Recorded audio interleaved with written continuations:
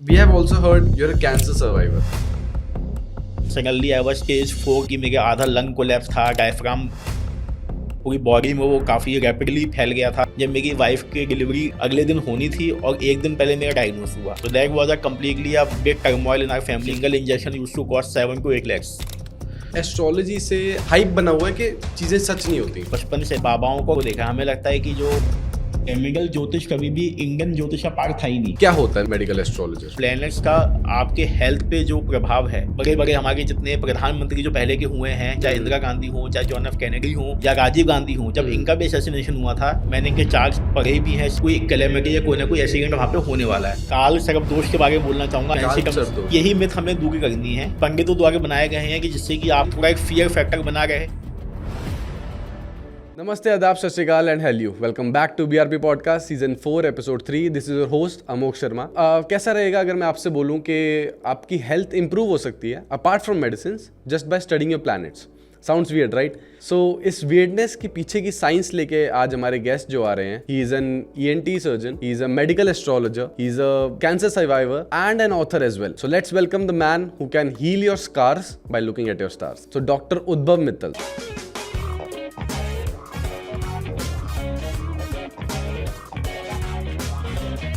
Hello doctor उद्भव, कैसे हैं सर? बिल्कुल बढ़िया मोग, आप बताओ कैसे हो? कैसा लग रहा है सर ये एक्सपीरियंस? बहुत ही अच्छा, बहुत ही unique. Before we start off, हम अपनी ऑडियंस को एक बार एक्सप्लेन करेंगे who is doctor Udbhav Mittal. So doctor Udbhav Mittal is a simple man. मैं एक ENT सर्जन बाय प्रोफेशन हूँ और मेरे को 10 साल हो गए प्रैक्टिस में। I belong to a family of doctors and IITians। मेरी sister brother in law are from IIT, my wife, father, wife family. So I belong to that family. I have been always in to studies, पढ़ाई लिखाई में इन सब में। I am dedicated towards my patient. कैसे कह सकते हैं कि you are the first bencher of your हाँ क्लास? हाँ, so I am always the first bencher and I think hardly I ever have seen kind of a failure in terms of academics. Okay. That journey is very smooth and I am very much happy in my professional life. बचपन से आपका dream था doctor बनना, या फिर आपने अपनी family में देखा और यू स्टार्टेड टू बिलीव कि नहीं यार मुझे भी डॉक्टर बनना है, या you had a different dream? अब मैं जो मेरा घर है इस kind of a hospital only. We have a hospital at our place. तो आप जब पैदा होते हो और आसपास अपने फादर को सराउंडिंग्स में देखते हो, सराउंडेड बाय पेशेंट्स, तो आपके अंदर सेल्फ एक इंक्लिनेशन आता है। तो that's how I got incline towards the profession. और फिर जब आप देखते हो कि लोग ठीक होते हैं, उनके चेहरे पे स्माइल देखते हो। मेरे पापा बच्चों के डॉक्टर हैं, doctor Rakesh Mittal, practising for last 35 years and leading paediatrician in my town Bulandshahr. तो जब आप बच्चों में, फैमिली में स्माइल देखते हो, तो आपको लगता है कि आप भी लाइफ में कुछ ऐसा करो कि आप वो स्माइल औरों को दे पाओ। तो that's how I got inspiration to become a doctor. तो वो कभी प्रेशर लगा आपको इस चीज में कि अगर मैं कुछ और परस्यू करूं, या फिर इफ बाय चांस मैं डॉक्टर नहीं बन पाया, तो ये कभी प्रेशर आपको फील हुआ कभी? सो बेसिकली मुझे फैमिली की तरफ से कभी भी ऐसा नहीं था कि डॉक्टर बनना है, कंप्लीटली बाय चॉइस। बिकॉज मेरी सिस्टर IITian है, तो हमें दोनों को ओपन ऑप्शन था कि आपको क्या करना pursue. I get my 11th and 12th from Delhi DPS Vasant Kunj. So there I took bio by my choice, and luckily I got selected in Delhi UCMS college on first attempt. तो basically अगर ये चीज़ें तभी possible है जब आप उसको as a passion follow करो। अगर कोई आपको डंडा मार के पढ़ाई कराएगा तो आप बन नहीं सकते डॉक्टर। नहीं कर सकते। तो आई फील कि मेरे अंदर वो चीज़ बचपन से ही थी और that's how I become a doctor. मतलब I had that inclination towards the medical field. You said कि you are an ENT surgeon. Yes. तो can you explain in layman terms क्या होता है ENT surgeon? What? So ENT जैसे हमारी एक MBBS होती है, जो कि हम सबको, जितने भी जो मेडिकल स्टूडेंट्स हैं, they have to do. So after MBBS आपको ऑप्शंस और चॉइसेस आपके पास होती हैं कि आपको क्या बनना है। तो एक एग्जाम होता है, उसके थ्रू आपको that exam you correct. So I have chosen ENT is basically ear nose throat. So it's a surgical branch. तो जैसे काफ़ी लोग मेडिसिन चूज करते हैं and then they treat patient and they become physicians. So I am basically a surgeon and ear nose throat surgeon and my wife is a eye surgeon, she is eye doctor. मुझे ऐसा लगता है कि घर में अगर कोई बीमार हो तो उसे घर से बाहर जाने की जरूरत नहीं पड़ती। हाँ, तो आई थिंक मेरे घर में हमारे पास मेरे फादर बच्चे डॉक्टर हैं, मैं नाक कान गले का, वाइफ आँखों की, मेरे ब्रदर इन लॉ आँखों के, मेरी मदर इन लॉ एनेस्थेटिस्ट, मेरे ब्रदर इन लॉ की वाइफ गायनेकोलॉजिस्ट, मेरी एक और कजिन साइकेट्रिस्ट। तो we have all doctors in our small family only. Great great great. We have also heard कि you are a cancer survivor. Yes. Stage 4. So how was the phase, मतलब मैं अगर खुद imagine करूं तो मतलब अनक्यूरेबल disease and धीरे धीरे things have started to change, so how was that phase? So basically being a doctor, luckily मेरे को बचपन से लेके अब तक कभी भी ऐसा कोई मेजर हेल्थ में प्रॉब्लम कभी नहीं आई। ओके, मतलब सर में दर्द या इस टाइप की भी दिक्कत मेरे को कभी महसूस नहीं हुई। So I was pursuing my fellowship in Bombay during my ENT, तो वहाँ पे भी आई वॉज कम्प्लीटली ओके। फिर जब सब कुछ खत्म हुआ तो मेरे को हल्का कफ स्टार्ट हुआ होना, ओके, तो वो कफ जो था खांसी के काइंड ऑफ था, तो 5-6 महीने चलता रहा। आई थॉट कि नॉर्मल चेंज ऑफ वेदर की वजह से है, और फिर मैं उसको थोड़ा मैंने उसको लाइटली लिया। एज अ डॉक्टर आप कई बार चीज़ों को लाइटली ले लेते हो अपने ऊपर, आपको लगता है कि इतनी कोई बड़ी चीज़ नहीं है। एंड आई थैंक्स बाद आई स्टार्टेड माई प्रैक्टिसिंग इन बुलंदशहर। तो वो 5-6 महीने खिंचता रहा। देन सडनली जब मेरी वाइफ प्रेगनेंट थी और मेरी बेटी की डिलीवरी होने वाली थी, तो उससे 1-2 दिन पहले मेरी मदर ने बोला कि बहुत लंबे टाइम से आपको खांसी है, एक बार आप चेक करा लो। तो तब मुझे पता लगा कि एकदम से suddenly I was stage 4 kind of a thing, कि जिसमें कि मेरे आधा लंग कोलैप्स था, डायफ्राम कोलैप्स था, और पूरी बॉडी में वो काफ़ी रैपिडली फैल गया था। एंड और स्टमक की जो नर्व होती है जो कि खाने को डाइजेस्ट करती है, वो भी कोलैप्स थी। तो it was kind of a frightening situation कि एकदम से इतना ज़्यादा कैसे हो गया और अभी तक भी मैं कैसे सर्वाइव कर पा रहा हूँ। तो वो एक अपने आप में एक अचंभे वाली बात थी। और वो सारी चीज़ें कोइंसाइड हुई जब मेरी वाइफ की डिलीवरी जिस टाइम पे मतलब अगले दिन होनी थी और एक दिन पहले मेरा डायग्नोस हुआ। तो that was a completely a big turmoil in our family की एकदम से कैसे हो गया, हाउ टू मैनेज। एक तरफ तो आपके फैमिली में पहली खुशी आ रही है, उसी समय आपको एकदम से पता लगे कि आपको एक इतनी बड़ी बीमारी एकदम से हो गई है। But by the God blessing और सब कुछ करके राइटली वो चीज़ डायग्नोस हुई। उसके बाद इट्स अ लॉन्ग प्रोसेस। मुझे जो हुआ इसका Hodgkin lymphoma, classical Hodgkin lymphoma होता है। ये जिसमें कि जो हमारी इम्यूनिटी, जो हमारे लिम्फोसाइट, जो इम्यूनिटी के सेल्स होते हैं, तो वो बेसिकली उसका ये एक ट्यूमर है, जो कि हमारे ब्लड से रिलेटेड होता है। जो हमारे WBCs होते हैं उनसे रिलेटेड ऐसा लिम्फोमा, जो हमारे ब्लड सेल्स प्रोड्यूसिंग ऑर्गन्स होते हैं, उनमें ये पैदा होता है। तो रीजन, तो वही बात थी कि इसका कोई रीज़न ना मेरे को समझ में आ रहा था, ना कोई ऐसा कोई मेरी कोई बहुत बड़ी फैमिली हिस्ट्री जहाँ पे पहले कभी किसी को इस टाइप की कोई चीज़ कभी हुई। फिर उसके बाद मैंने अपना पहले इसका डायग्नोसिस में बहुत टाइम लगा, क्योंकि ऐसी जगह पे स्टार्ट हुआ था कि वहाँ से बायोप्सी लेना भी बहुत मुश्किल था। में पहले समय लगा, डायग्नोसिस 1-2 महीने में बनी। फिर finally we came to know it's a classical Hodgkin kind of lymphoma. Chemo चालू हुई, कीमो से रेस्पॉन्स भी आया। देन फिर ग्रेजुअली एक लेवल के बाद वो कीमो से रेस्पॉन्स होना बंद हो गया। Then we got to know कि इसका refractory kind of a Hodgkin lymphoma, जिसमें कि you need monoclonal antibody. Layman term मतलब कि basically they are the kind of antibodies जो स्पेसिफिकली टारगेटेड जो ट्यूमर सेल्स होते हैं उस पर काम करते हैं। तो लकीली उस मोनोक्लोनल एंटीबॉडी का जो इन्वेंशन या डिस्कवरी बोल सकते हैं, वो 5 साल पहले हुई थी, 2011-12 में। तो एट दैट टाइम जब मेरे को वो चीज़ चालू हुई थी, that single injection used to cost 7 to 8 lakhs। 7 to 8 lakhs single injection. And that I think मेरे को 5 से 6 इंजेक्शन लगे थे। देन इसके बाद फिर मेरा बोन मैरो ट्रांसप्लांट हुआ, which was itself a humongous task, क्योंकि इसमें पूरा आपका बोन मैरो बॉडी का निकाल के और उसको फ्लश करके आपके अंदर वापस से नए सेल्स बनने के जो है चीज़ें आपके अंदर, मतलब बेसिकली एक तरीके से आपका पूरा जो बॉडी का ब्लड है वो फ्लश आउट होके नया आपको ब्लड दिया जा रहा है। हाउ डू यू सर्वाइव, मतलब वो जब ब्लड निकालते हैं पूरा, हाँ, तो बेसिकली इसमें सर्वाइव, तो बेसिकली एक मशीन होती है, उसमें एक तरफ से आपको फ्रेश जो सेल्स हैं वो दिए जा रहे होते हैं, जिनसे नए आपके ब्लड सेल्स बनते हैं, वो आपकी बॉडी में रीसर्कुलेट किया जा रहा होता है। सब बेसिकली और इसका ऑटोलॉगस ट्रांसफ्यूजन कि आपका खुद का ही ब्लड साफ होकर आपको दिया जा रहा है, बट उसमें से वो सेल्स निकाल दिए जा रहे हैं जो ट्यूमरस सेल्स हैं, और उसी जगह जो फ्रेश सेल्स हैं वो आपको सप्लाई हो गए से वापस से आपके अंदर जो नए सेल्स हैं वो अच्छे बने। तो एक बहुत 1 month प्रोसीजर, उसमें आपके जो इनिशियल जो काउंट होता है ब्लड सेल्स का वो 0 चला जाता है, WBC RBC। तो you are very very much prone to any kind of infection. And बहुत मतलब मैक्सिमम चांसेस होते हैं कि आपको कोई सीवियर इन्फेक्शन उस दौरान हो जाए, या फिर आप उस पूरी जो ट्रीटमेंट का प्रोसेस को ना कर पाओ। तो वो एक बहुत चैलेंजिंग सिचुएशन थी 1-1.25 महीने की। I was admitted in BL Kapoor hospital, मेरी वाइफ मेरे साथ ही थी। तो वो एक चैलेंजिंग सिचुएशन हमने 1-1.25 महीने फिर हमने फेस की, उससे मैं निकला। वाइफ मैनेज दैट, मतलब उस टाइम पे शी हैड अ डिलीवरी। तो हाँ, तो वाइफ की बेटी मेरी बहुत 3-4 महीने की थी, तो उसको मेरे पापा मम्मी देख रहे थे, वाइफ मेरे साथ ही थी। तो दैट वाज अ फेज की जो हमारी पूरी फैमिली के बहुत ही डिफिकल्ट फेज डेफिनेटली था सबके लिए। समझ ही नहीं आ रहा था किसी को क्या करना है क्या नहीं करना। एक तरफ तो सोर्स ऑफ मोटिवेशन क्या था उस टाइम पे आपके, क्योंकि अगर ऐसी कोई चीज़ अगर पर्सनली किसी को पता लगती है तो वो बहुत टूट जाता है इंसान। तो मेरे को हमेशा से लाइफ में ये लगता था कि मेरी लाइफ में बहुत सारी चीज़ें बहुत अच्छी हुई हैं Okay. जो शायद किसी और की लाइफ में ना हुई हो। तो अगर एक प्रॉब्लम मेरे को आई है तो समथिंग की ठीक है किसी को भी आ सकती है, तो I took it like a challenge और मैंने कहा ठीक है एक फेज़ है जो कि निकल जाएगा। और मैंने अपने आप को पूरे होल फेज में मैंने अपने आप को कम्प्लीटली नॉर्मल तरीके से रखा।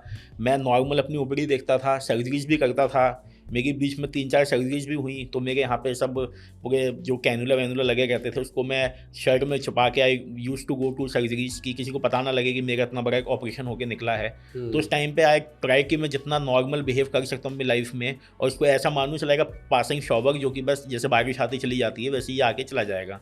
तो आई थिंक मैं सबको ये बोलना चाहूँगा कि सबसे पहले you should keep your self motivated और हमेशा जो पहला जो आपका रेस्पॉन्स है वो ये होना चाहिए कि ऑल इज़ वेल, जो आमिर खान की मूवी थी कि ऑल इज़ वेल, ये अपने आप को बोलते रहो। तो वो आप खुद ही उस टाइम पे you found your motivation inside तो मैं लगातार तो मुझे आई बिलीव इन गॉड और मेरी फैमिली भी काफ़ी स्पिरिचुअल है। इनफैक्ट जब मेरी बोन मैरो ट्रांसप्लांट खत्म हुआ उसके 1 महीने बाद ही कोविड का पहला केस इंडिया में आया था।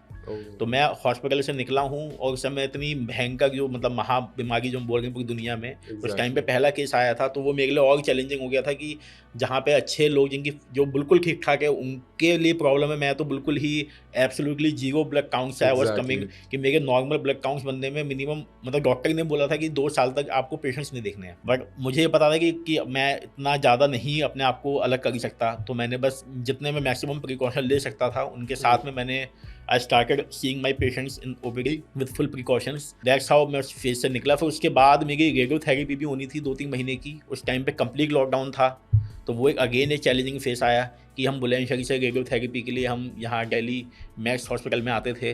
उस टाइम पे जब एक भी गाड़ी अलाउड नहीं थी चलनी तो हमें वो परमिट डीएम से डेली बनवा के सब कुछ करके मेरे फादर मेरे साथ आते थे और हमें वो पूरा मतलब पूरी सड़क पे एक अकेली हमारी गाड़ी होती थी। तो क्योंकि वो इसमें कुछ डिले हो नहीं सकता तो 1 महीने का वो प्रोसीजर था। तो it's a long battling journey for towards मतलब अगेंस्ट कैंसर ऑफ 1.5 ईयर। उस बीच कभी दिमाग में उस टाइम पे कोई नेगेटिव थॉट्स या कुछ भी चीज मेरे को एक बार भी थॉट नहीं आया कि मेरे को कुछ हो सकता है या कभी कोई दिक्कत हो सकती है या मेरे को ही ऐसा क्यों हुआ, ये दोनों ही थॉट मुझे नहीं आए। एंड उस टाइम पे आपने भगवान में बिलीव रखा क्योंकि लोग उस टाइम पे कोसते हैं कि मेरे साथ ही क्यों किया भगवान ने। मेरे को ये लगा कि इतनी सारी चीजें you are so much privileged है ना, जब आपको इतना कुछ अच्छा दिया है अगर थोड़ी प्रॉब्लम दे भी दी तो उसमें क्या इसमें टेंशन लेने वाली बात है, ये भी सब निकल ही जाएगा और निकल ही गया। I am sitting in front of you as a author. तो मैं यही बोलूंगा कि सबसे मैं ये अपने आप में पॉजिटिव था कि मेरे को एक बार भी नेगेटिव थॉट नहीं आया। Your mindset is that positive ना कि अब ठीक है दवाइयाँ काम करती हैं, दैट्स ग्रेट, बट जब तक आपका वो बिहेवियर या वो माइंडसेट उस चीज के रिगार्डिंग नहीं होगा आई गेस वो भी उतना यूजफुल नहीं है। बिल्कुल बिल्कुल बिल्कुल ग्रेट। सी ऐसी बीमारी है जिसका सिम्टम्स कुछ ऐसा खास नहीं होते। As a doctor how do you मतलब उन लोगों को क्या एडवाइस देंगे जो अपने डेली लाइफस्टाइल में चीजें ठीक कर सके? मतलब आई डोंट थिंक तो बेसिकली एक तो मैं ये बोलूँगा कि आपको कोई भी इलनेस होगी या कुछ भी हो रहा है, सिम्टम्स आ गए हैं, डोंट ओवरलुक देम। अगर आपको लगता है कि वो नहीं मतलब ठीक हो गए तो कंसल्ट आ डॉक्टर और प्रॉपर अपना एक रूटीन चेकअप और एक अच्छे से अपना चेकअप कराइए। डोंट टेक एनीथिंग लाइटली और हेल्दी लाइफस्टाइल रखिए and follow the doctor's advice to the T. I think अभी हमने जो चाहे I am writing a book on medical astrology, but astrology is a way of life. It's not something कि आप उसको substitute कर दो एलोपैथी से या किसी साइंस से। साइंस एक अलग चीज़ है और एस्ट्रोलॉजी एक अलग चीज़ है, मतलब मेडिकल साइंस। तो जो ट्रीटमेंट है वो आपको प्रॉपरली लेना है। डोंट कंफ्यूज कि आप कोई तंत्र मंत्र से ठीक हो जाओगे। Just follow the normal routine procedures जो हमारे दुनिया में हैं अवेलेबल। इतनी अच्छी जो चीज़ें डायग्नोसिस और डायग्नोस्टिक चीज़ें हैं उनको फॉलो करो और एस्ट्रोलॉजी को सीखो और उसको अपनी लाइफ में इंकॉर्पोरेट करो सो दैट आपको एक अच्छी लाइफ आगे मिले। तो उस फेज में एज यू मेंशन के एस्ट्रोलॉजी आपने थोड़ा बहुत डिस्कवर किया उस टाइम पे, सो वो क्या मोटिवेशन थी उस टाइम पे? मैंने ये सोचा कि मेरे को सडनली ही ये चीज़ क्यों हुई, क्योंकि मेरे में लाइफस्टाइल में भी ऐसी कोई बहुत मेजर प्रॉब्लम नहीं थी, ना ही ऐसी कोई चीज़ थी कि मैं बोलूँ कि कुछ ऐसी हैबिट्स है कि जितना कि एकदम से टीम लेवल पे ये चीज़ एकदम से अचानक हो जाए। एग्जैक्टली स्टेज 4 एकदम से अचानक हो जाए, कोई फैमिली हिस्ट्री ऐसी गई हो। तो मुझे था कि I have to find a reason for that. Exactly. तो मेरे को एक बचपन से inclination towards stars and planets थी। तो मैंने सोचा क्यों मैं किसी किसी ज्योतिष के पास ना जाके खुद ही क्यों ना इसको पढ़ना शुरू करूं। तो दैट्स हाउ फिर मैंने 2021 में अपनी जर्नी स्टार्ट की टुवर्ड्स एस्ट्रोलॉजी। और फिर मेरे को समझ में आया कि ये टॉपिक तो खैर मेडिकल से भी बहुत ज़्यादा वास्ट है। मेडिकल की पढ़ाई तो फिर भी 14-15 साल में ख़त्म हो जाती है, ये तो आई थिंक जन्मों या पढ़ते रहो तो भी कम है। तो वहाँ से मैंने स्टार्ट किया और इसके बहुत सारे सबसेट हैं। बहुत लेमन टर्म्स में अगर आप हम समझाएं कि what is astrology basically. So basically astrology, astronomy क्या होती है? एस्ट्रोनॉमी आर द प्लैनेट्स, जो स्टार्स हम अपने पूरे ब्रह्मांड में देखते हैं, तो वो तो हो गई एस्ट्रोनॉमी। अगर हम उसको अप्लाई करें उनके मूवमेंट्स को या उनकी चीज़ों को, then that becomes astrology. Okay. So basically astrology is nothing, जो आपके प्लैनेट्स के मूवमेंट्स हैं उनका जो इफेक्ट आपकी लाइफ में है, उसकी जो साइंस है। प्लैनेट्स एज इन जो अभी हमारा जो सोलर सिस्टम है उसमें जो प्लैनेट्स जो सब घूम रहे हैं, जो हमारी अर्थ रिवॉल्व हो रही है, वो सब चीज़ों का जो इफेक्ट आपकी लाइफ में है, जो उनसे आपको एक आप ग्रेविटेशनल फोर्स बोल लो या जो भी उनकी एक पावर आपके ऊपर, क्योंकि इतना अगर कोई सिस्टम स्मूथली चल रहा है तो पॉसिबल नहीं है बिना किसी एक ताकत के कि इतना बड़ा ब्रह्मांड एक बिल्कुल फाइन तरीके से ऐसे घूमे। Exactly. है ना? तो there has to be a science. तो जब सारी चीज़ें आपस में इतनी कनेक्टेड, इतनी स्मूथली हैं, तो आपके साथ भी जो हो रहा है वो कोई लक नहीं हो सकता। There has to be some एक साइंस की, हाँ, कि सबकी किसी की लाइफ ऐसी है, किसी की लाइफ ऐसी है। तो to explore that thing, that's the basic thing of astrology, कि कैसे उनका इफेक्ट आपकी लाइफ पे है। इस दुनिया में काफी बिलियन लोग हैं, उस प्लैनेट्स की मूवमेंट उस पर्टिकुलर इंसान के बारे में चीजें कैसे बताती हैं? मतलब वो प्लैनेट्स तो बहुत बड़ी चीज हो गई एंड एक नॉर्मल इंसान की जिंदगी बहुत छोटी है। आप ये देखो कि हमारे जो ऋषि जो हैं, जिन्होंने इसको डिस्कवर किया, कितने लाखों साल पहले कर दिया था। अगर आप, और जैसे हम 108 की जो माला करते हैं, तो अब 108 अगर देखो तो जो distance from earth to sun upon the diameter of earth comes to be 108। The distance from earth to moon upon the diameter of moon comes to be 108। ठीक है, हमारे जो नक्षत्र होते हैं, हमारे 27 नक्षत्र होते हैं, जो कॉन्स्टेलेशंस जिनको हम करते हैं डिवाइड। तो आई टेल यू कि मतलब जो 108 जो माला भी करते हैं, उसकी कितनी गहरी सिग्निफिकेंस है हमारी जिंदगी में। और हमारे जो ऋषि मुनि थे, उन्होंने कितने साल पहले उस नंबर की खोज बिना किसी टेलीस्कोप के वो सब जो है उस चीज को उन्होंने ढूंढा। जब आप रिसर्च कर रहे थे एस्ट्रोलॉजी के बारे में, तो क्या रीजन फाइंड आउट किया आपने? तो मैं सबको ये बताना चाहूंगा कि हमारी जो एस्ट्रोलॉजी है वो बहुत ही साइंटिफिक है। और एस्ट्रोलॉजी का एक बड़ा पार्ट होता है वैदिक एस्ट्रोलॉजी।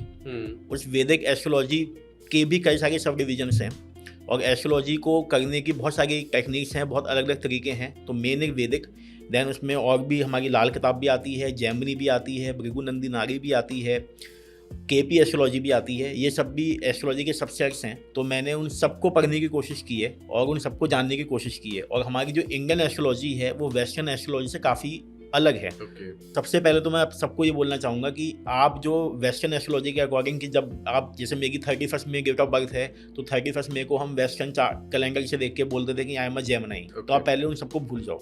जो भी आपको लगता है कि आपके जोडिएक साइंस जो आपने अभी तक सोचे हैं कि आपकी आई एम अ टॉरस, एक्वेरियस, उन सबको आप भूल जाओ कि वेस्टर्न एस्ट्रोलॉजी कंप्लीटली हमारे से कोई सा कनेक्शन नहीं है। रीजन बीइंग की जो हमारी जगह है उज्जैन, जो हमारे हिंदुस्तान में जगह है, वैदिक टाइम्स में जो मैगडन लाइन थी, जो कि अब ग्रीनविच से पास होती है लंदन, वो पहले उज्जैन से पास होती थी। और देन जो ट्रॉपिक ऑफ कैंसर वाली लाइन है वो उसको क्रॉस करती थी। तो जो नेवी ऑफ द वर्ल्ड, जो नोडल पॉइंट जो पहले दुनिया का था, जिससे टाइम हम कैलकुलेट करते थे, दैट वाज उज्जैन, जहाँ पे महाकाल का टेम्पल है। और जो पहली एस्ट्रोलॉजिकल लेबोरेटरी थी वो भी उज्जैन में ही बनी थी। एस्ट्रोलॉजिकल लेबोरेटरी वो भी उज्जैन में ही बनी है। लेबोरेटरी मतलब उसमें जो हमारा ध्रुव स्टार, नॉर्थ पोल को देखने का, करेक्टली टाइम देखने का, प्लैनेट्स हमें कैसे टाइम देखना है, तो वो भी पहली हमारी वही बनी थी। और जो हम एस्ट्रोलॉजी में कैलेंडर फॉलो करते हैं, विक्रम संपत कैलेंडर, उसी कैलेंडर से ही हम अपनी पंचांग और एस्ट्रोलॉजी करते हैं। पंचांग बेसिकली जो हमारे हिंदू कैलेंडर इसको बोलते हैं, उसको पंचांग बोलते हैं। जो हम सारे जो हमारे त्योहार, नौमी, अष्टमी, जितनी हम चीजें हैं वो हम पंचांग के अकॉर्डिंग बनाते हैं। तो वो विक्रम संवत जो कैलेंडर है, जो विक्रमादित्य के टाइम का है, उसको हम फॉलो करते हैं। तो हमारी जो एस्ट्रोलॉजी है वो इंडियन बेस्ड है और वेस्टर्न एस्ट्रोलॉजी अलग है। तो सबसे पहले आपको अपना date of time, place of birth, ये आपको बिल्कुल एक्यूरेट पता होना चाहिए। जितना एक्यूरेट पता होगा उतना आपके लिए अच्छा है। डेट ऑफ बर्थ हमारी एंड टाइम एंड प्लेस भी बहुत इंपॉर्टेंट है, क्योंकि प्लेस से सारी चीजें बदल जाती हैं। आपको उस टाइम पे लॉन्गिट्यूड लैटिट्यूड जो भी है, तो प्लेस भी आपको बिल्कुल अपना पता होना चाहिए। तो ये सब हम जितने भी हमारे व्यूअर्स हैं वो आसानी से, हमारी बहुत सारी एप्स हैं जो फ्रीली अवेलेबल है, like click astro, AstroSage, astro talk. तो आपको कुछ नहीं करना, अपने फोन पे उन ऐप को डाउनलोड करना है, उसमें अपना name, date of birth, time of birth and place डालना है, एक आपको बेसिक लगन चार्ट बन के आ जाएगा। एस्ट्रोलॉजी से आज के टाइम पे बहुत सारे लोग ना एक मिथ बना हुआ है या फिर उनकी एक थॉट बनी हुई है कि इट्स ऑल फेक, मतलब वो लोग उनके पीछे की साइंस नहीं जानते, बट एक हाइप बना हुआ है कि चीजें सच नहीं होती। क्योंकि मेन पॉइंट क्या है कि अभी आपको उसका बेसिक ही नहीं पता कि वो जो एस्ट्रोलॉजी है क्या, है ना। जैसे मैंने बताया कि आपका एक बेसिक चार्ट बन के आ गया, उसके बाद अब ये तो एक हमारा चार्ट हो गया। अब let me explain you something about the universe. तो जो हमारे यूनिवर्स में जितने हमारे तारे हम आसपास ऊपर आसमान में देखते हैं, हमारे ऋषि मुनियों ने उस पूरे ब्रह्मांड को 12 सब पार्ट में डिवाइड किया है। 12, हाँ, जिसको हम कहते हैं साइंस, राशियां, या इंग्लिश में जोडेक साइंस, जोडेक साइंस। तो जैसे हमारा सूरज हर महीना बदलता है, हमारे एक साल में 12 हमारी महीने होते हैं, तो उसी तरीके से हमारी 12 राशियां होती हैं। क्योंकि जो सन है या सूरज है वो एक महीने में एक राशि को बदलता है, ठीक है। तो इसलिए हम आगे ब्रह्मांड को हमने 12 राशियों में डिवाइड किया है। उसी ब्रह्मांड को अगर हम रात में जाएं, जो हमारी ब्रह्मांड है उसको हमने 27 नक्षत्र में डिवाइड किया। नक्षत्र, हाँ, नक्षत्र क्या होते हैं, जैसे जो राशि है हमारी 12, उसी को ही हमने 27 पार्ट में सब डिवाइड किया है। तो जो नक्षत्र हैं वो हमारे मून के जो मूवमेंट है उस पे बेस्ड है। तो जो राशियां हैं वो सन के मूवमेंट पे बेस्ड हैं, जो नक्षत्र वो मून के मूवमेंट पे बेस्ड हैं। तो जैसे सन हमारा एक महीने में एक राशि बदलता है, जो हमारा चंद्रमा है वो 1.25 दिन में एक नक्षत्र बदलता है। 1.25 दिन में, तो जैसे 27 नक्षत्र मतलब एक महीना, है ना। तो हमारा जो चंद्रमा है वो पूरे एक महीने में हमारा इसका चक्कर लगा लेता है पृथ्वी का, ठीक है। एक नक्षत्र में वो एक राउंड ले लेता है। नक्षत्र इज बेसिकली डिपेंड्स ऑन चंद्रमा एंड जो साइंस है वो डिपेंड्स ऑन सन। तो हम जब पैदा होते हैं तो जिस भी नक्षत्र में, तो नक्षत्र के भी सब डिवीजन, जो मैंने एक पहले बोला पद, एवरी नक्षत्र डिवाइडेड इनटू 4 पदास, 1 2 3 4 या चरण बोलते हैं उनको। तो टोटली 27 इंटू 4 108 पद हो गए। 108। तो हमारे व्यूअर्स को ये समझना है कि हमारी 12 राशियां होती हैं और 27 नक्षत्र होते हैं, ठीक है, इस ब्रह्मांड में, ठीक है। तो जैसे जब भी हम पैदा होते हैं, हमारा चंद्रमा जिस भी नक्षत्र में होता है वो हमारी जो है राशि होती है, उसको हम कहते हैं हमारा जोडेक साइन, जो हम बोलते हैं। जो हम की मेरा जो चंद्रमा था वो पाइसेस में था या मीन राशि में था, तो हम जो इंडियन एस्ट्रोलॉजी में फॉलो करते हैं वो फॉलो करते हैं चंद्रमा को, कि वो कौन से राशि में या कौन से नक्षत्र में है। तो जैसे जो 12 ज़ोडिएक साइंस हैं वो होते हैं महीने वाइज। जो साइंस है हमने उसको 12, जो ब्रह्मांड है उसको हमने जोडेक साइंस 12 में जो डिवाइड किया है वो इसलिए किया है कि सन हमारा एक महीने में एक जो उसको महीना चेंज करता है, एक राशि को चेंज करता है, ओके, ठीक है। तो इसलिए हमने 12 सबसेट हमने राशियों के बनाए हैं। तो हमें ये देखना है जब हम पैदा होते हैं कि हमारा चंद्रमा कौन से नक्षत्र में है प्लस चंद्रमा कौन सी राशि में है, है ना। तो चंद्रमा हमारा जिस राशि में होता है वो हमारी खुद की राशि होती है, ठीक है। तो वी फॉलो बेसिकली मून राशि, नॉट सन राशि, जो कि वेस्टर्न एस्ट्रोलॉजी फॉलो करती है। तो ये पहला डिफरेंस है, क्योंकि अब हम मून को फॉलो करेंगे तो मून एक राशि में भी होगा, फिर मून एक नक्षत्र में भी होगा। जैसे मैंने बताया कि राशि तो चलो एक महीने में जो नक्षत्र हैं मून के वो हर 1.25 दिन में चेंज हो गए हैं। तो मतलब जैसे जो वेस्टर्न एस्ट्रोलॉजी में तो इस पूरे एक महीने में आप कभी भी पैदा होगे लगभग आपका जोडेक साइन सेम रहता है, बट क्योंकि चंद्रमा 1.25 दिन में चेंज हो रहा है राशि को, तो आपका हर 1.25 दिन में जो है नक्षत्र चेंज हो रहा है। तो एक तरीके से आपका जो एस्ट्रोलॉजिकल चार्ट है पूरा चेंज हो रहा है वो। फिर उसमें 4 पदा हैं 1 2 3 4, अकॉर्डिंगली वो कौन से पद में है उससे भी आपका चार्ट चेंज हो रहा है। वो टाइम जो हमारा बर्थ का है वो पद आता है। हम बहुत एक्यूरेट काम करते हैं अपनी इंडियन एस्ट्रोलॉजी में क्योंकि हमारे जो चंद्रमा जिस नक्षत्र में है उसी से ही हमारी विंशोत्तरी दशा चालू होती है कि कौन से प्लेनेट का प्रभाव आप पे बचपन से पड़ना शुरू होगा, वो चंद्रमा कौन सी नक्षत्र में उससे डिपेंड करता है। तो इसलिए एक्यूरेट टाइम और प्लेस पता होना बहुत जरूरी है। ओके, तो एक तो पहला पॉइंट हो गया कि आपका चंद्रमा कौन से नक्षत्र में है, कौन सी राशि में, वो आपका खुद की राशि होगी। सेकेंडली एक होता है लगन। लगन वो प्लेनेट होता है जब भी आप पैदा होते हो तो ईस्टर्न डायरेक्शन में हाइपोथेटिकली जो भी राशि वो आपकी लगन राशि होती है। लगन मतलब पहला हाउस, मतलब फर्स्ट हाउस। अगर हमारा जो जोडेक हमारा जो एस्ट्रोलॉजिकल चार्ट होता है उसको हम 12 हाउसेज में करते हैं सब divide, 1 to 12, okay, 1 anti clockwise 1 2 3 4 5 6 7 8 9 10 11 12। तो जो पहला हाउस होता है, पहला हाउस करता है रिप्रेजेंट आपके खुद को कि आप क्या हो, आपकी फिजिकल बॉडी, आपकी नेचर। तो पहले हाउस में एक हाइपोथेटिकल प्लेनेट होता है लगन। ओके, तो लगन प्लेनेट एज सच कोई प्लेनेट नहीं है, उसको आप एज्यूम करो कि जब आप पैदा हुए ईस्टर्न डायरेक्शन में पॉइंट दिखाई दे रहा है, उसके हाइपोथेटिकल प्लेनेट मान के वो जिस राशि में है या जिस नक्षत्र में है वहीं आपका लगन होगा। जो भी राशि की जो स्वभाव है वो आपके अंदर आएंगे, पर्सनैलिटी में आएंगे, है ना। तो लगन हमारी है बाहर की पर्सनैलिटी और चंद्रमा है हमारा मन। तो हम लोग डिपेंड करते हैं हमारे लगन पे और प्लस हमारा चंद्रमा जिस राशि में है। अब जैसे बहुत सारे लोग ना अच्छे कर्म भी करते हैं, बुरे कर्म भी करते हैं, तो कहीं ना कहीं वो बुरे कर्म करने के लिए वो इंस्पायर करता है वो फर्स्ट हाउस उन्हें, या कैसे होता है ये चीज? नहीं, तो बेसिकली हमें सबसे पहले अपने हाउसेस को समझना है। तो हमारे जैसे मैंने बोला 12 हाउसेस होते हैं। तो पहला एंटी क्लॉकवाइज हमारा जो मूवमेंट प्लैनेट्स का होता है। आप ऐसे समझो कि प्लैनेट्स या जो भी आपकी राशियां हैं या नक्षत्र हैं वो एक टॉर्च की तरीके से हैं जो आपको रास्ता दिखा रहे हैं, है ना। इसका उससे कोई कनेक्शन नहीं है कि खराब या अच्छा कर्म, ठीक है। अगर आपको वो रास्ता वो टॉर्च का फॉलो करके हो तो आपके आगे चल के गिरने के, गड्ढे में गिरने के चांसेस कम है, है ना। तो वो आपको कहीं ना कहीं इंक्लाइन करता है, इंक्लाइन करने का आपको रोड मैप दे गए जो प्लैनेट्स हैं। बेसिकली आप ऐसे समझो कि मान लो आप कहीं गए अननोन जगह, जैसे हम पैदा हुए, वर्ल्ड हमारे लिए अननोन है, कोई आपको एक मैप दे दे, है ना, आपके हाथ में कि ऐसे ऐसे ये मैप है, यहाँ यहाँ रास्ता है। तो अगर आपको अपनी बर्थ, आपकी लाइफ का मैप मिल जाए तो आपके लिए वो जर्नी आसान हो जाएगी। आपका सडनली एकदम से आप कहीं गिरोगे नहीं, कहीं खोगे नहीं। तो एस्ट्रोलॉजिकल जो चार्ट हैं या जो एस्ट्रोलॉजी है वो एक मैप है जो कि आपको आपकी लाइफ में आगे क्या क्या दिक्कतें आ सकती हैं, कहाँ पे डिफिकल्ट टाइम आ सकता है, कहाँ पे आप smoothly you can go on, वो एक आपको रोड मैप एस्ट्रोलॉजी देती है। तो ये चीज जो लोगों में बनी हुई है कि एस्ट्रोलॉजी इज फेक है या फिर मतलब उसके बहुत डिफरेंट टर्म्स हैं, तो ये लोगों में थिंकिंग कैसे शुरू हुई फिर? अगर सपोज ये हमें मैप प्रोवाइड करते हैं तो that is a good thing ना, कि अगर आपको बताया जा रहा है कि आपको इस रास्ते पे चलना है, यू विल फाइंड सक्सेस। तो ये वास्ट एकदम थिंकिंग कैसे चेंज हुई लोगों की? क्योंकि लोगों ने क्या है, अभी हमने बचपन से ना बाबाओं को इन सबको देखा, हमें लगता है कि जो मतलब जो डॉक्टर इंजीनियर हैं वही पढ़े लिखे हैं, जो ये लोग हैं, क्योंकि हमने कभी उनको उस तरीके से देखा नहीं है या हमने साइंस को समझा नहीं है। अगर आप आज से 100 साल 200 साल पहले जाओगे तो उस टाइम पे तो आई थिंक ये सारी चीज़ें बचपन से बच्चों को स्कूल एजुकेशन में, गुरुकुल में पढ़ाई जाती थी, तो उसकी वैल्यू ज़्यादा होती थी। हम जितना अब वेस्टर्न की तरफ जा रहे हैं उन चीज़ों से हम उतना ही दूर होते जा रहे हैं, है ना। तो अगर आप उसको ढंग से समझोगे, चीज़ों को स्टडी करोगे, जैसे मैंने बताया कि सर ह्यूज टॉपिक, इतना ह्यूज सिलेबस है कि 100 साल भी आप पढ़ते रहो तो भी कम है। आजकल जो नया कॉन्सेप्ट आया है कि रेमेडीज वाला जो पार्ट है, तो रेमेडियल ज्योतिष कभी भी इंडियन ज्योतिष का पार्ट था ही नहीं। रेमेडीज कभी भी हमारी ज्योतिष में दी ही नहीं गई है। हमारी ज्योतिष का मतलब बस ये होता था कि जो मैंने बताया कि बेसिकली कौन सा समय अच्छा है किस काम को करने के लिए, या कौन सा समय आपका खराब आ सकता है। और हम ये हमेशा मान के चलते हैं कि समय अच्छा खराब तो आना ही आना है, उससे कैसा आपको नेविगेट करना है वो आपके हाथ में है। तो जैसे जो रेमेडीज बताई जाती हैं को हेल्प करती हैं उस चीज में, या फिर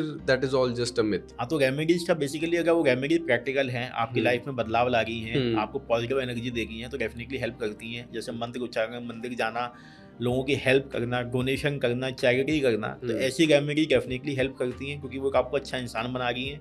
लेकिन जो रेमेडी का कोई एज सच कि बस आपने किसी को इतने पैसे दे दिए, किसी पंडित से आपने इतने मंत्र बुलवा लिए, या फलानी जगह आपने ये तेल चढ़ा दिया या ये दे दिया, जिसका आपका मतलब अंदर से आपका मन कहीं और है और आपको लग रहा है कि बस मैं इसको मैकेनिकल तरीके से किए जा रहा हूँ, तो ऐसी रेमेडी से कोई मतलब नहीं है। आप उन चीज़ों में खुद इन्वॉल्व हो, आपके अंदर पर्सनैलिटी में वो चेंज दिखना चाहिए, तभी वो रेमेडीज काम करती है। तो ऐसे वास्ट बहुत ऑडियंस है इंडिया में, एंड जो एक तरफ मानती है कि इन बाबाओं के पीछे भागती है, उनके सत्संग टाइप का जो होता है उसमें जाके बैठते हैं, एंड एक ऑडियंस है जो साइंस के पीछे भागती है। तो ये जो मंत्र उच्चारण है एंड ये सारी चीजें हैं, तो इसके पीछे की साइंस है कुछ? तो मंत्र तो ऑब्वियसली इतने करोड़ों सालों से जो हमारी ऋषि मुनियों ने काम किया है, ये चीज़ें उसी से बनी हैं। ये बहुत ही हाई एनर्जी की चीज़ें होती है मंत्र, और इनको प्रॉपरली बोलना, और क्योंकि इनके अंदर इतनी हाई एनर्जी है कि उसका सही उच्चारण करना बहुत इंपॉर्टेंट है। तो डेफिनेटली मैं बिल्कुल मानता हूँ। अभी हमने बहुत एक स्टार्टिंग ऑफ एस्ट्रोलॉजी एबीसी हमने पढ़ा। अब हम आते हैं इंट्रोडक्शन में, जैसे आपने बताया कि you are a medical astrologer. हाँ, फर्स्ट ऑफ ऑल क्या होता है मेडिकल एस्ट्रोलॉजर? सो बेसिकली मैं पर्टिकुलरली सच ये भी नहीं बोलूँगा medical astrologer, I am a completely medical practitioner. I feel कि astrology can help you in preventing somehow bad things happening in your life, है ना। तो अगर आप उसको सही इस्तेमाल करते हो, मेरे लिए astrology is a way of life. अगर आप उसको अच्छे से अपने जीवन में लेके आते हो तो बहुत सारी मेडिकल से रिलेटेड प्रॉब्लम्स आप उनसे बच भी सकते हो, या अगर आपको होती भी हैं तो आप उससे नेविगेट कर ही सकते हो।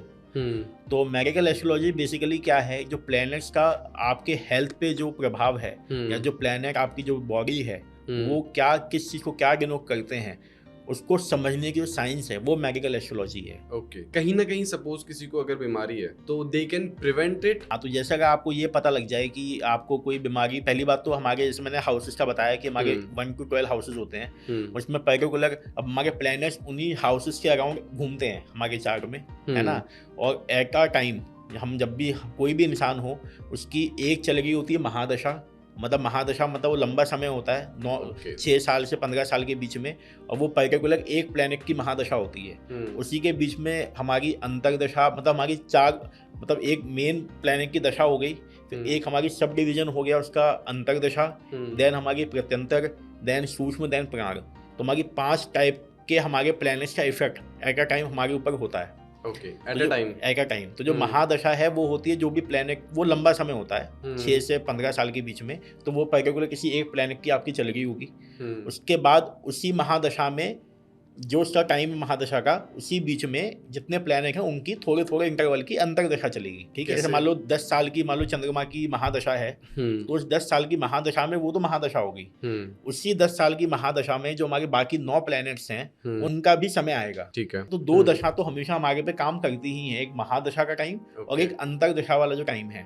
तो जो प्लैनेट्स की आपके ऊपर महादशा चल रही है और अंतरदशा चल रही है, वो जो प्लैनेट्स का जो आपके 12 हाउसेज में कहाँ वो प्लेस्ड हैं और कहाँ वो देख रहे हैं, अगर आप उसकी बेसिक आपको समझ हो तो यू कैन टेल कि हाँ मेरे को ये प्रॉब्लम शायद हो सकती है, या मेरे को इस टाइम पे थोड़ा केयरफुल रहना है। जैसे हमारे एस्ट्रोलॉजिकल चार्ट में मैंने बोला, पहला हाउस सबसे इंपॉर्टेंट होता है, जो कि लगन जहाँ हमारा होता है। तो फर्स्ट हाउस एक हमारा छठा घर होता है, जो कि हमारा रोग रिपू, मतलब हमारी छोटे मोटे डिसीजेस, हमारी बीमारियों का होता है। क्योंकि हमारा 8th हाउस होता है जो कि बड़ी बीमारियों का, या कोई एक्सीडेंट, या कोई क्रोनिक डिसीज, या कोई ऐसी सडन चीज जो आपकी लाइफ में हो जाए, या कोई ऐसा पेन जो बिल्कुल डेथ के बराबर का हो। एक्सीडेंट्स भी प्रेडिक्ट हो सकते हैं। हाँ, वो 8th हाउस करता है डिपेंड, है ना। फिर 12th हाउस जो होता है वो हमारा हॉस्पिटलाइजेशन का होता है, या जेल जाने का, या ऐसी आइसोलेशन में कि आप बिल्कुल अकेले हो जाओ। 12th हाउस चीजों का होता है। तो अगर आपको ऐसा लग रहा है कि उन दशा महादशा में आप वो वाले घर या हाउसेस एक्टिवेट हो गए हैं, तो you have to be careful उस टाइम पे।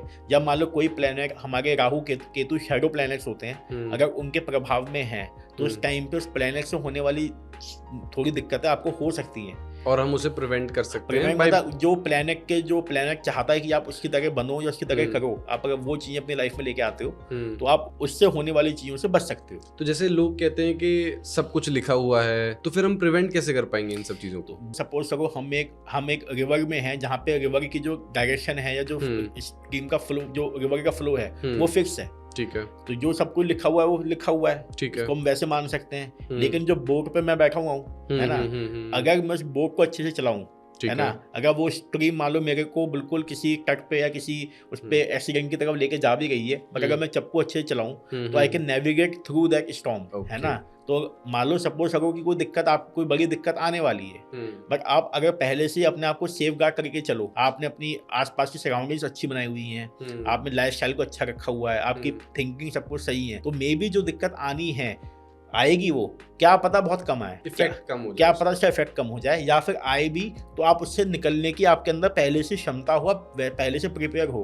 मान लो कोई बैटल में है, आपको पता है कि कोई आप पे अटैक करने वाला है, तो आप पहले से अपना को प्रिपेयर करोगे ना यूएफ की भाई ठीक है, कोई भी हम किसी जंग पे जा रहे हो या आप पे कोई एनिमी अटैक करने वाला है, तो एक जो समझदार आदमी हो क्या होगा कि भाई मैं पहले से अपने आप को उस तरीके से बना के रखूँ कि कोई प्रॉब्लम आए भी तो उससे मैं निकल पाऊँ। तो ये तो नॉर्मली भी बोला जाता है कि आप प्रिवेंटिव रहो, थोड़ा रोड देख के क्रॉस करो या फिर कोई भी चीज। तो इसमें एस्ट्रोलॉजी कैसे चीजें क्रिएट करती है? तो वही मैंने बोला कि जो आपके उस टाइम पे जो प्लैनेट्स की दशाएं महादशाएं हैं, जो आपका चार्ट है, अगर आपको उसके बारे में बेसिक नॉलेज है, अंडरस्टैंडिंग है, तो उन चीज़ों को देख के यू कैन प्रेडिक्ट कि हाँ इस टाइम पे मेरे चांसेस है कि क्या पता मेरे को थोड़ा मतलब एक्सीडेंट हो सके, या फिर मेरे को कोई छोटी बीमारी हो सकती है, तो मुझे इस टाइम पे ज़्यादा केयरफुल रहना है अपनी फूड हैबिट्स को लेके। मान लो आप ट्रैवल भी कर रहे हो, हालांकि हम सबको सीट बेल्ट लगानी चाहिए, कितने लोग हैं जो बिल्कुल मन से लगाते हैं, है ना, वही वाली। तो अब जैसे कहने का मतलब है, गाड़ी में आप जा रहे हो, कोई पीछे वाला गाड़ी वाला आपको आके ठोक दे, वो आपके हाथ में नहीं है। लेकिन गाड़ी खुद से सही चलाना और सीट बेल्ट पहनना आपके हाथ में है। तो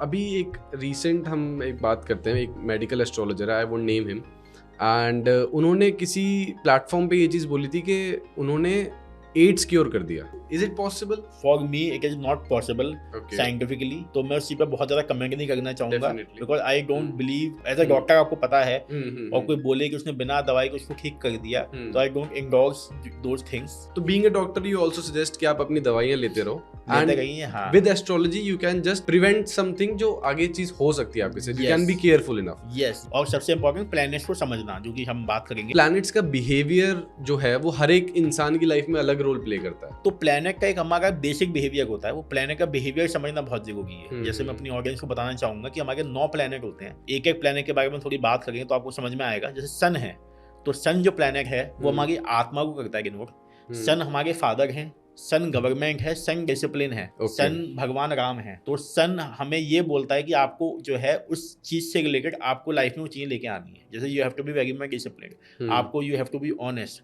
you have to behave like a king. तो जब भी सन की आप कभी प्रभाव आपके ऊपर आएगा तो वो क्वालिटीज डेफिनेटली थोड़ी थोड़ी आपके अंदर शो होनी शुरू हो जाएंगी। अगर आपका लगन सन वाला है तो बाय डिफॉल्ट वो क्वालिटीज आपके अंदर होंगी। अगर आपका चंद्रमा सन वाली राशि में है तो आपका मन उसकी तरीके से बिहेव करेगा, जो सन की क्वालिटी जो जैसे मैंने आपको बताई है ना, राजा वाली क्वालिटी, मतलब सन बेसिकली राजा होता है, तो आपके अंदर वो राजाओं वाली क्वालिटी बाय डिफॉल्ट अपने आप बाय बर्थ होंगी। तो जैसे सोलर सिस्टम में हमारे सन के रिवॉल्व करते हैं, हाँ, वैसे ही एस्ट्रोलॉजी में भी ये चीज बिलीव की जाती है कि सन इज द फादर।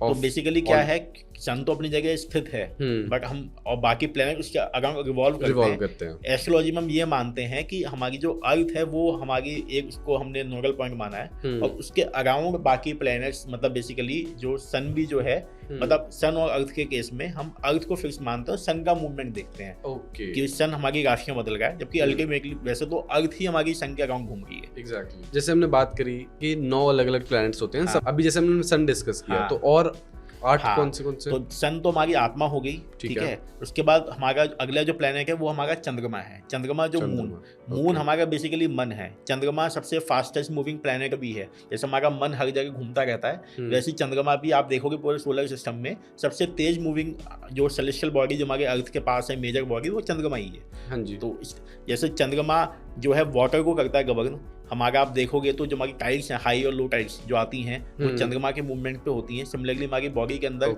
70% वाटर है, तो हमारे मूड में जो फ्लक्चुएशंस होते हैं वो भी चंद्रमा ही करता है डिनोट। अच्छा, हाँ, तो चंद्रमा बेसिकली इमोशंस हैं, चंद्रमा मन है, चंद्रमा हमारा जो फीमेल एनर्जी हमारी लाइफ में है, हमारी माता, जो हमारा लव, अफेक्शन, इमोशंस, चंद्रमा उन चीज़ों को करता है डिनोट। ओके, है ना।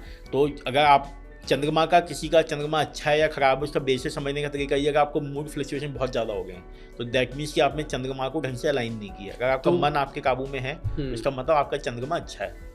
अच्छा, इन द सेंस कि वो आपको हेल्प करेगा, है ना। ये जो जितने डिप्रेशन, एंजाइटी जो इश्यूज की हम बात करते हैं, तो ये इसलिए जब आप चंद्रमा को ढंग से अलाइन नहीं करते तो आपका मन आपके हाथ में नहीं है। अगर किसी और आपको कोई सामने वाला क्या बोल रहा है उस बात से इफेक्ट हो गए तो इसका मतलब आपका मन सामने वाले के हाथ में, आपके हाथ में नहीं है। तो जैसे सपोज कोई पैदा हुआ, उसका ये टाइम था, ये डेट थी, ये प्लेस थी, तो अब उसकी क्या गलती की अगर उसका चंद्रमा खराब है तो?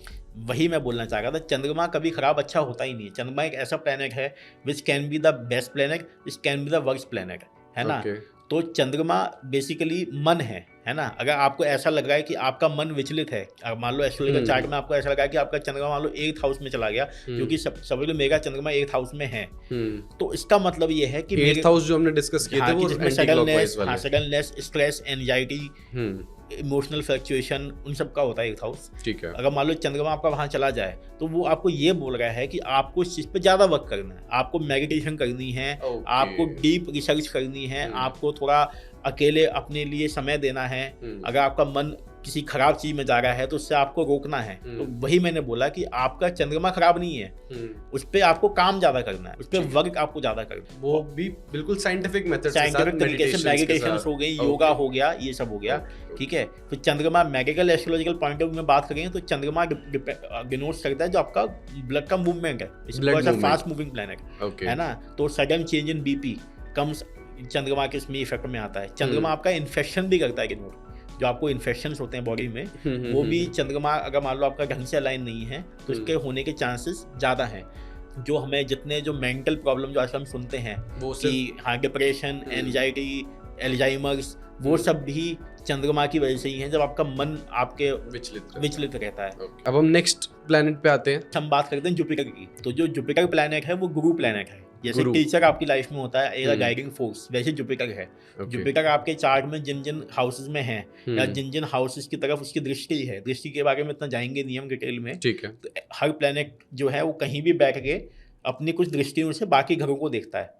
तो जुपिटर हमारी 3 दृष्टियों से देखता है, 5वीं, 9वीं और 7वीं। तो उन हाउसेस पे भी जुपिटर का इफेक्ट होता है। तो जुपिटर ऐसा प्लैनेट है जहां जहां बैठा है, जहां जहां देख रहा है, वहां वहां आपको डिवाइन ब्लेसिंग्स भगवान की मिली हुई हैं। तो जैसे चंद्रमा हमारा मूड देख रहा था, हमारे फ्लक्चुएशंस, हमारी बॉडी के blood fluctuations and all this, तो जुपिटर हमारे देखता है गुरु को। तो जुपिटर क्या है? जुपिटर हमारा है हमारा विजडम, हमारा ज्ञान। ओके। जो हमारा ज्ञान किताबों से आगे है। जैसे हमारा ज्ञान, जैसे हम बात करें कि हमें अपनी लाइफ में क्या बदलाव लाने हैं, मतलब जो नॉर्मल जो बुकिश नॉलेज है, जो स्कूल नॉलेज है, उससे ऊपर का जो ज्ञान है वो डिनोट करता है जुपिटर।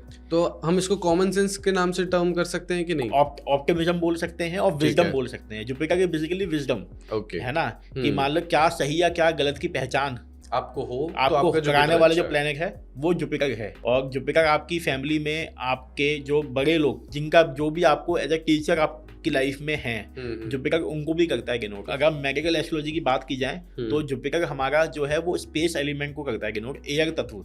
तो जो बड़ी चीजें, हमारे बड़े ऑर्गन्स या जो एयर, जो हमारी ब्रीदिंग से रिलेटेड चीजें हैं, वो हमारे जुपिटर से डिनोट होती है। अब हम आते हैं नेक्स्ट प्लैनेट पे। नेक्स्ट हम बात करते हैं मर्क्यूरी की। तो मर्क्यूरी प्लैनेट जो है वो एक छोटे बच्चे जैसा होता है, जैसे एक छोटा कॉलेज गोइंग बच्चा होता है। मर्क्यूरी प्लैनेट को वैसे मान के चलिए। मर्क्यूरी आपकी बुद्धि का कारक है, आपका इंटेलेक्ट है। जैसे मैंने बोला जुपिटर प्लैनेट है ज्ञान, विजडम। मर्क्यूरी है आपकी बुद्धि, आप कितने शार्प हो, आपकी मेमोरी कितनी शार्प है, आप पढ़ाई में कितना तेज हो, आपको चीजें कितनी जल्दी याद हो गई हैं, आपका हाजिर जवाबी, आपकी विटीनेस। जैसे कपिल शर्मा हम देखते हैं कि सवाल खत्म होने से पहले ही आंसर आ गया। तो मर्क्यूरी डिनोट्स दैट। मर्क्यूरी चंचलता भी है, मर्क्यूरी आपकी बुद्धि है बेसिकली। अगर हम फैमिली के पॉइंट ऑफ व्यू से बोले तो मर्क्यूरी जो आपके घर में आपके छोटी बहनें हैं, जो आपकी बुआ हैं, मौसियां हैं, जो मतलब आसपास फीमेल एनर्जी है, मर्क्यूरी उनको भी करता है डिनोट। मर्क्यूरी डुअल प्लैनेट भी है, मतलब मर्क्यूरी एक ऐसा प्लैनेट है जिसके अंदर मेल और फीमेल दोनों की हमारे चीजें इन्वॉल्व होती हैं। मतलब क्योंकि मर्क्यूरी जो प्लैनेट है, दैट्स द प्लैनेट कि वो किसी की तरह भी बिहेव कर सकता है। अगर आपका मर्क्यूरी अच्छा है, जैसे आपकी बुद्धि अच्छी है तो आप साइंटिस्ट बनोगे, लेकिन आपकी बुद्धि खराब है तो आप ओसामा बिन लादेन भी बन सकते हो। तो मर्क्यूरी प्लैनेट ऐसा नहीं है कि अच्छा खराब है, दैट डिपेंड्स कि आपने उसको किस तरीके से अपनी बुद्धि को इस्तेमाल किया है। अच्छा, मतलब अगर मैं बहुत स्पेसिफिक समझूं तो मरकरी जो है वो आपका इंटेलेक्चुअल देता है वो चीज, बट वो डिपेंड आप पे करता है कि आप क्या बनो।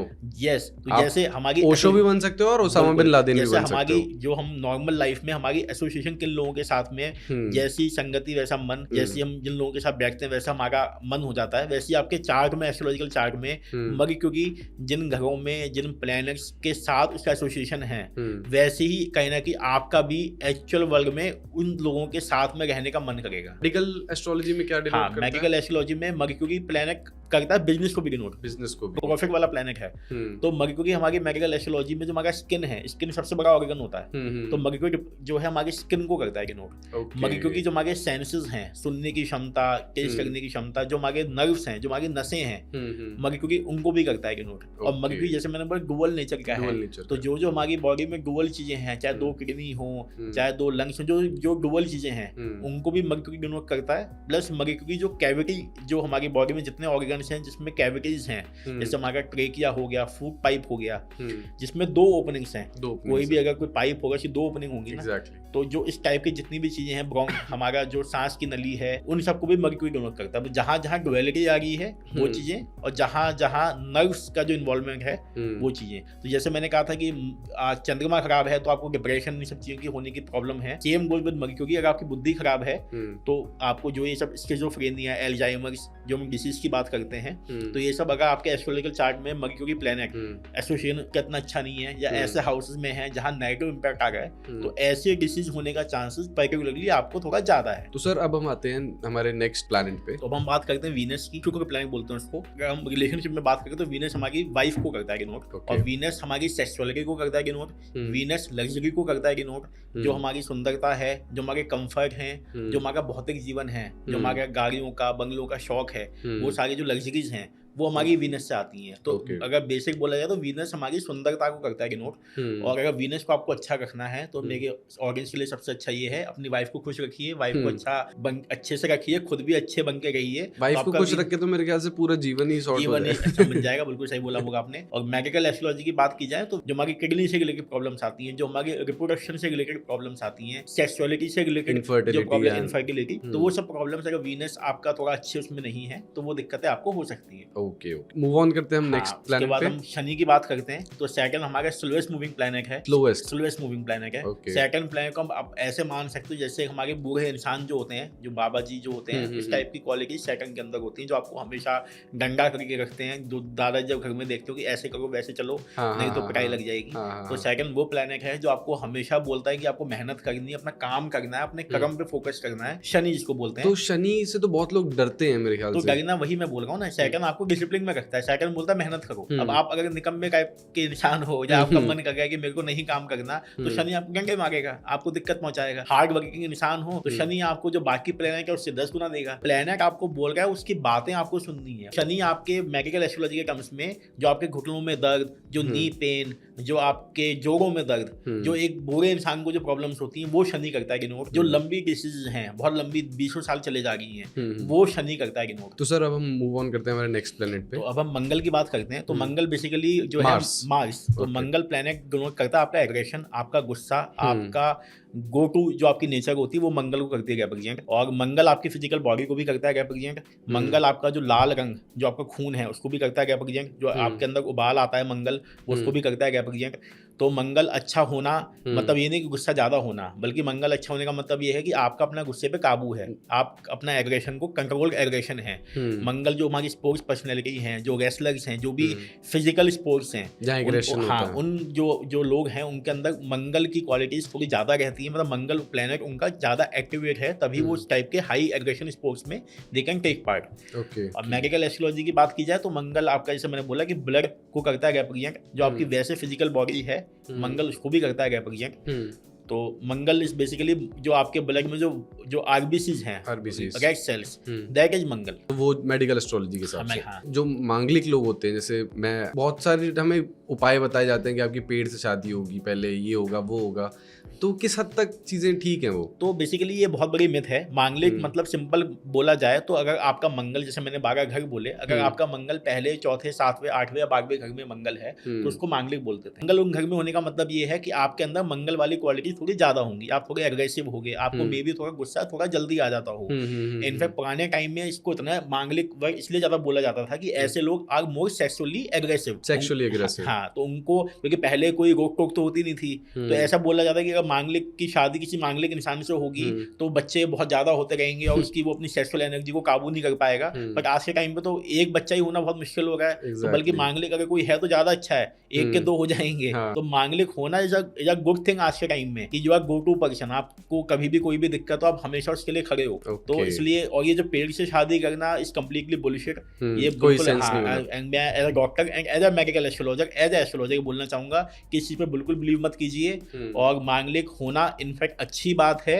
और अपने मंगल को स्ट्रॉन्ग रखिए, गुस्सा कम कीजिए, एग्रेशन को कंट्रोल में रखिए, आपका मंगल अपने आप ही अच्छा हो जाएगा। आपको कोई पेड़ वेड़ से शादी करने की जरूरत मैं घर जाके आज जरूर बोलूंगा कि मांगलिक होना अच्छा है। बिल्कुल। इसी में ही मंगल दोष से मुझे याद आया, साढ़े साथी की एक बात काफी चलती है। हाँ जी, तो साढ़े साथी बेसिकली क्या होता है, जो हमारा शनि, से मैंने कहा था कि सूर्य 1 महीने में राशि बदलता है, शनि 2.5 साल में राशि बदलता है। तो साढ़े साथी इसलिए बोलते हैं कि शनि के मतलब 3 राशि जो शनि बदलता है, 2.5 जब वो 3 घरों से गुजरेगा तब वो 7.5 साल का टाइम होगा। आपके नेटल चार्ट में चंद्रमा जिस भी राशि में है उसके पास जब भी शनि आएगा, चंद्रमा को क्रॉस करेगा, वो जो टाइम पीरियड है वो हम साढ़े साथी का बोलते हैं। तो वो साढ़े साथी अच्छा टाइम होता है? तो साढ़े साथी का सिंपल मीनिंग ये है कि उस टाइम पे आपका जो मन है वो थोड़ा विचलित हो सकता है। शनि बल्कि काफी स्पिरिचुअल प्लैनेट भी है। जब भी किसी की साढ़े साथी आती है उस टाइम पे अगर वो कितनी भी हवाबाजी में हो, कितना भी धुरंधर हो, उल्टे सीधे काम कर रहा हो, डंडा मारेगा उसको बिल्कुल ग्राउंड पे ले आता है। और साढ़े साथी खत्म होने के बाद वो इंसान हम्बल बन के ही निकलता है ना। तो शनि आप is a very good planet जो आपको सही डायरेक्शन दिखा रहा है। इनफैक्ट मेरी समय 7.5 ही चल गई है जब मैंने किताब लिखी है, या ये सब जो भी मैंने जो मेरे जितने भी एक्युलेट्स हैं इस दौरान, ये मेरे 7.5 के दौरान ही है। मेरी एस्ट्रोलॉजी में डीप कनेक्शन हुआ है। आई पर्सनली फील कि वो मेरे 7.5 से ही स्टार्ट हुआ है। तो ये तो अच्छा टाइम हो गया मेरे लिए। तो मैं वही बोलूँ, कोई अब आप मेरे से ही देख लीजिए 7.5 में आई एम इन बिटवीन 7.5, तो आई फील कि मेरी लाइफ का बेस्ट टाइम है। सो अभी हम बात करते हैं जो हमारे शैडो प्लैनेट्स हैं, राहु केतु। ये शैडो प्लैनेट्स मतलब? शैडो प्लैनेट मतलब ये फिजिकली नहीं प्लैनेट हैं, ये नोडल एनर्जीज हैं जो चंद्रमा के अराउंड घूमती हैं। चंद्रमा के सन के अराउंड ये सबसे मतलब ये बेसिकली दिखते नहीं है, बट इनका प्रभाव हमारे जीवन पे सबसे ज्यादा होता है। तो मैथोलॉजिकली कहानी में आता है कि एक टाइम पे जब हमारा ओशियन की चर्निंग थी, जब हमारी चर्निंग ऑफ द ओशन वाली कहानी है, जब वो राक्षस और देवता मिलके उसको शेषनाग को घुमा के पूरे समुद्र मंथन कर गए थे, तो उस टाइम पे अमृत निकला था। तो अमृत जो है देवताओं और राक्षसों के बीच में उसको लेके लड़ाई हो गई। तो विष्णु जी ने मोहिनी अवतार लेके बोला कि मैं इस अमृत को दोनों में इक्वली बांटूंगी। तो उसी टाइम पे राहु केतु के दो राक्षस थे, स्वर्गभानु राक्षस था, वो आके उस लाइन में बैठ गया देवता बन के, और उसने अमृत का एक चख लिया, ड्रॉप। हाँ, बट तभी एकदम से विष्णु जी को पता लग गया कि ये स्वर्गभानु राक्षस है, और उन्होंने उसका उस समय गला काट दिया। तो ऊपर वाला जो हिस्सा है वो राहु बन गया, नीचे वाला केतु बन गया। तो ऐसा बोला जाता है कि ये दो जो प्लैनेट हैं ये अमर हैं, क्योंकि इन्होंने भी हल्का सा अमृत चख लिया है, और तभी से इनका जो इफेक्ट है वो हमारे ऊपर ज्यादा है। अच्छा, सन मून पे इनका इफेक्ट सबसे ज्यादा होता है क्योंकि शैडो प्लैनेट है, और सन और मून जो है हमारे ल्यूमिनरीज प्लैनेट है, मतलब इनसे सेल्फ रोशनी आती है, लाइट आती है जो हम बोलते हैं। पर साइंटिफिकली तो जो मून की रोशनी सन की वजह से है, बट अगर वैसे देखा जाए तो रात को टॉर्च मून दिखाता है, दिन की टॉर्च हमारी सन है। तो इनका जो इफेक्ट है शैडो प्लैनेट्स का वो सन और मून पे सबसे ज्यादा होता है। तो राहु बेसिकली क्या है, हमारा ओवर अटैचमेंट है किसी भी चीज से, हमारा कि हमें ये भी चाहिए। राहु मतलब हड़पना, रावण जैसे हमारा राक्षस था कि ये भी चाहिए वो भी चाहिए, बिल्कुल भौतिकता तक जीवन में अंदर तक घुसा हुआ था।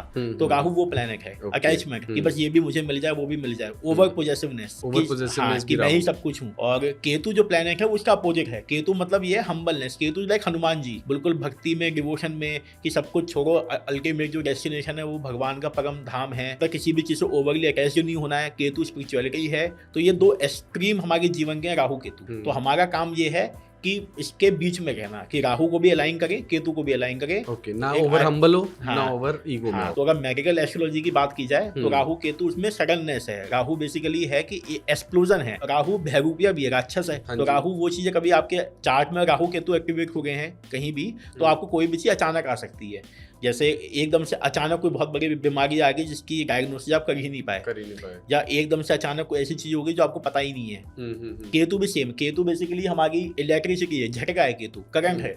केतु भी सेम करता है कि एकदम से अचानक होने वाली कोई घटना अगर मेडिकल एस्ट्रोलॉजी में होगी है, क्योंकि दोनों शैडो प्लैनेट्स हैं। जैसे मैं अपना बताऊं, मेरी सूर्य की दशा चल गई थी, उस टाइम पे मेरा राहु केतु ऐसी एक्टिवेट थी, तो मेरे को जो बीमारी हुई वो सडनली 1-2 महीने में एक्सप्लोड हुई और अचानक हुई। तो वो रीजन आपने ये जाना, मतलब one of the many reason में मैं राहु केतु के सेंस में ये भी बता रहा हूँ। तो वो भी एक चीज है ना। राहु केतु पॉइजन भी है, जो भी हम नशे पत्ते करते हैं तो उससे भी हमारा राहु केतु खराब होता है। तो आपको इनको अलाइन करना बहुत जरूरी है कि किसी भी चीज से बहुत ज्यादा अटैच ना हो, और केतु को अलाइन कीजिए कि अपने को थोड़ा स्पिरिचुअलिटी में बनाए रखें। तो जैसे हमने बात की सडननेस लाता है राहु हमारे लाइफ में। तो अभी एक रिसेंटली बहुत ट्रैजिक इंसिडेंट हुआ था हमारा एयर इंडिया का, काफी सारे लोग उसमें ट्रैवल कर रहे थे, एंड अब वो एक्सीडेंट लिखा हुआ था या फिर उन लोगों की साइंस ऐसे थे उस टाइम पे, या प्लैनेट्स उनके ऐसे फॉर्मेशन में थे, क्या चीज थी वो? उसके पीछे अगर एस्ट्रोलॉजी समझे, जो बहुत बड़े इवेंट्स होते हैं उसके पीछे एस्ट्रोलॉजी काम कर जाती है। रीजन बीइंग, जैसे मैं आपको इससे पहले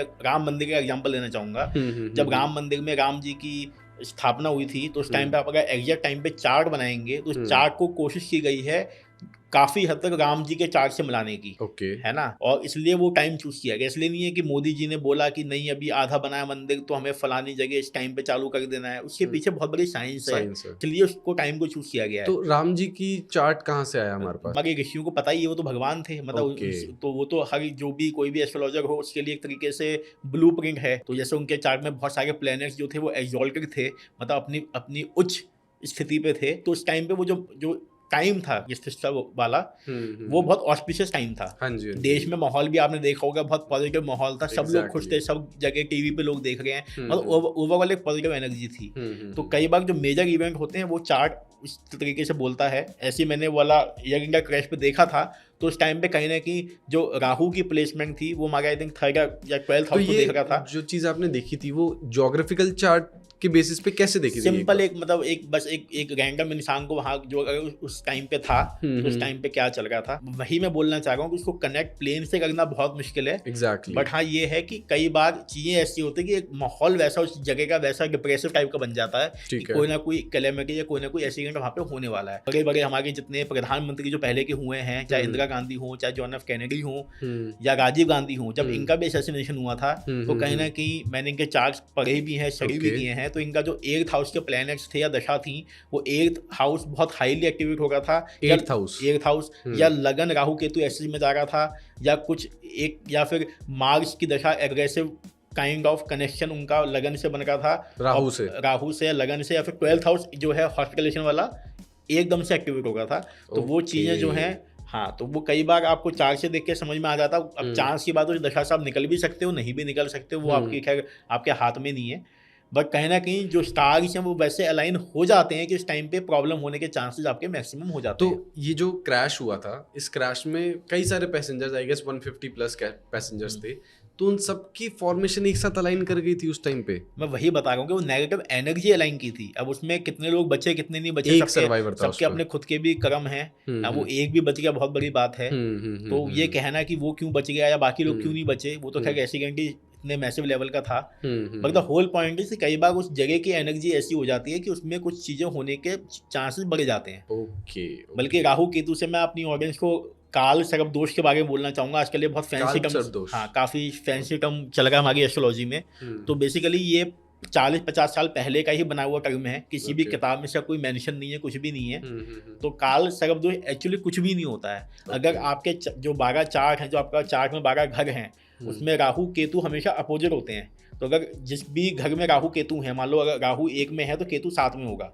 तो अगर जितने बचे हुए प्लैनेट हैं वो एक तरफ चले जाएं राहु केतु के, जैसे वो प्लैनेट सब जगह कहीं ना कहीं स्कैटर्ड होंगे। अगर राहु केतु जहां भी है आपके चार्ट में, उनके इस साइड सारे प्लैनेट चले जाएं तो काल सर्प दोष बोल देते हैं। That's it. इसकी और कोई सिग्निफिकेंस नहीं है, ना ही इसकी कोई प्रॉब्लमेटिक ये थिंग है, ना ही आपको उसका कोई उपचार करने की जरूरत है। तो मानते तो लोग इसको बहुत मतलब वैसे मानते हैं, वही मैं बता रहा हूँ, गलत चीज है। तो इसी को ही यही मिथ हमें दूर करनी है। ये फैंसी टर्म्स पंडितों द्वारा बनाए गए हैं, एक फियर फैक्टर बना रहे और उस चीज से आप और उनका जो भी चीजें हैं उनकी वो चलती रहे। बट साइंटिफिकली या एस्ट्रोलॉजिकल पॉइंट ऑफ व्यू से they are completely insignificant. Overall आपका चार्ट बहुत अच्छा है, प्लैनेट सब अच्छे हैं। जैसा मैंने बोला कि हमें प्लैनेट्स की एनर्जी को अलाइन करना है बस। एग्जैक्टली। अब जो लोग रेमेडीज बताते हैं, जैसे हमने बात करी कि पंडित लोगों ने एक फियर बनाया है, उस फियर के साथ एक कॉम्प्लीमेंट्री चीज वो कहते हैं कि आप ये जेमस्टोन पहनो, ये पहनो, आप मतलब गले में कुछ ऐसा पहन लो। तो वो सब चीजें किस हद तक ठीक हैं? तो मेगा रेमेडी को लेके बहुत सिंपल चीजें मैं बिलीव करता हूँ 2-3 चीजों पे। सबसे पहले चैरिटी डोनेशन। ठीक है, जो भी आपको लगता है कोई भी आपका प्लान खराब है, उससे रिलेटेड चीजें आप डोनेट कीजिए। मान लो चंद्रमा है तो चंद्रमा से रिलेटेड चीजें जो हैं आप वैसा, मतलब चंद्रमा शिव जी को करता है डिनोट, है ना। हाँ, मतलब भगवान शिव जो है उन्होंने चंद्रमा को धारण किया हुआ है। तो आप जो है शिव मंदिर जाएं, शिव मंदिर में डोनेशन दें, या फिर उसके अराउंड आप चंद्रमा आपकी माँ को करता है डिनोट, मदर के साथ अच्छे रिलेशनशिप रखें। वैसे बच्चे हैं जिनका मतलब हैंडीकैप बच्चे हैं, जिनका मानसिक संतुलन थोड़ा सही नहीं है, ऐसी जगहों पर जाके उनको सेवा प्रदान करें।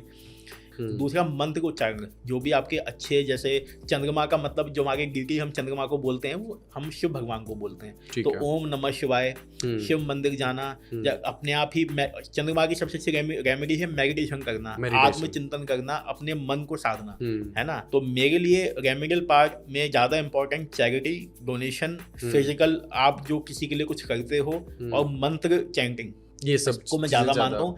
जैम स्टोन्स एक काइंड ऑफ मेडिकल में प्लेसिबो इफेक्ट होता है कि आपको पॉजिटिव एनर्जी देते हैं कि मैंने कुछ पहना हुआ है, मेरे पे डिवाइन हेल्प है, तो आप बिल्कुल पहन सकते हो। अगर आपको से जैसे कई बार आपको लगता है कि मेरे साथ कोई है, कोई खड़ा हुआ है, तो जैम स्टोन आपको एक वो फीलिंग देते हैं ठीक है। तो जैम स्टोन आप बिल्कुल, मतलब मैं ये नहीं कहता कि बिल्कुल कि कोई इसका मतलब नहीं है, बहुत सारे लोग करते भी हैं रिकमेंड, और तो आप उसको पॉजिटिव तरीके से पहनिए, पर ये मत सोचिए कि जैम स्टोन पहनने से सब काम हो जाएगा। मैं कुछ नहीं करूंगा, सिर्फ जैम स्टोन करेगा। जैम स्टोन को एक पॉजिटिवनेस के लिए आप पहन सकते हैं, बट ये मत सोचिए कि मैं नहीं पहना तो कुछ खराब हो जाएगा, पहना तो कुछ बहुत अच्छा हो जाएगा। तो लोग नेगेटिव इफेक्ट्स भी बोलते हैं कि अगर आपने गलत उंगली में गलत जैम स्टोन पहन लिया। मैं इस चीज पे प्रैक्टिकली बिल्कुल बिलीव नहीं करता हूँ। जैम स्टोन को कौन सी उंगली में क्या, सारे स्टोन अच्छे होते हैं, जब मन है तब पहनिए, ठीक है।